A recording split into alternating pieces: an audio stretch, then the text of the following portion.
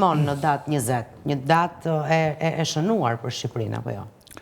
Shiko, realisht, paktën me protestet që janë bërë në gjithë ta muaj, nuk se ka sjell apo ke dhënë një imazh i cili të ketë krijuar imazhin e një rritje në opinion publik, në elektorat apo në aksion politik.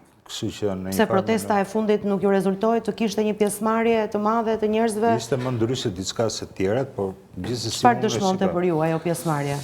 Shiko, unë nuk duhet merrem me këtë gjë. Realisht, unë duke ndjekur në aspektin e politikës, ajo çfarë bëhet opozitarizmi dhe aksioni politik që bëhet në parlament, nuk e zëvendëson asgjë tjetër, asnjë lloj proteste organizuar nga një parti politike. Partitë politike mund t'i bashkohen protestave të cilat mund të ngjizin diku për çështje të ndryshme, si për shembull në Rioll, që nuk ose ka vajt një opozitar atje. Je duke mashtruar se ka qenë 4 ditë deputet të PD-s atje. Vje shumë keq, ose të kanë keq informuar. Kështu kanë folur vetë banorët. Jo, kanë folur në një rilinda si fut Rama atje, po atje ka qenë deputeti me emrin Kliti Hoti çdo ditë. Madje u ka dhënë edhe asistencë mjekësore atyre që i dëmtonte policisë. Kështu që prit, ndonjë rilindas që fut Rama apo të tjerët aty. Unë nuk kam qenë atje, unë kam ndjekur mediat, edhe këtë media. Po ke ndjekur mediat, unë po them mediat e kanë dhënë. Kaq. Dhe kanë qenë çfarë janë shprehur banorët, këtë po them.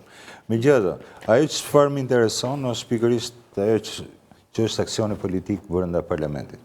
Dhe se si bëhet opozitarizmi atje, mua më duket se ka çështje të cilat fusin ujë. Kush për shembull? Vetë për shembull le të marrim një faktin e fundit, domethënë të Komisionit për Reformë Territoriale, e cila duhet ishte përfunduar që në fund dhjetorit, dhe ende sot nuk është konstituuar që të jetë mbledhur i gjithë komisioni për të filluar punë. Kështu që betejat bëhen pikërisht aty, dhe varet se si sillesh dhe si komportohesh lidhur me çështjet të cilat kanë një natyrë politike, por njëkohësisht kontribuojnë për atë që quhet stabiliteti i shtetit, i vendit, sepse fundit këto janë detyra të cilat nuk se bën thjesht maxhoranca, por që janë kërkesa që bën nga Bashkimi Evropian për një reformë territoriale, e cila duhet i përgjigjet dhe kushteve dhe parametrave të Në gjykimin tuaj, mund të merret vendi me reformën territoriale sot, kur ndërkohë unë e përmenda si shembull. Po zjen i gjithë publiku për këto zhvillime të drejtësisë që lidhen ngushëtësisht jo me një emër të parëndësishëm, po me një emër goxha të rëndësishëm në qeveri e kam fjalën. Po pra. Si pozicion. Dhe ky është një element. Unë mendoj pikërisht. Shiko, unë nuk është se duhet mësoj unë për opozitën, se si duhet sillet. Dhe prandaj po them që në një farë mënyre i takon vetë opozitës shpreh, domethënë që pse ky lloj aksioni që për mua ka qenë shumë i vakat, nuk ka gjetur as mbështetje dhe as ka pasur jehon.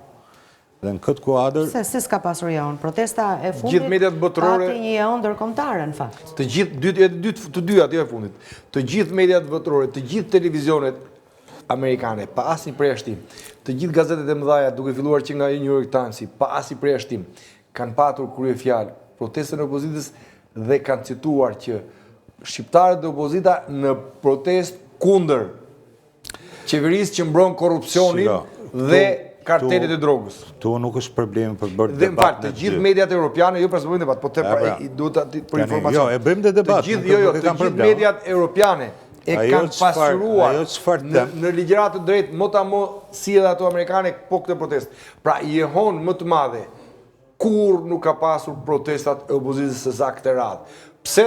Sepse çdo kush, çdo faktor, apo aktor në Europë dhe në botë, botën perëndimore demokratike duke saktësuar Shtetet e Bashkuara të Amerikës, janë të qartë se këtu ke narkoregjim dhe se këtu Edi Rama po kacafirret pas 83 karrikeve për të mbrojtur korrupsionin jo thjesht Belinës, po të vetin dhe të organizatës tij kriminale që quhet qeveri.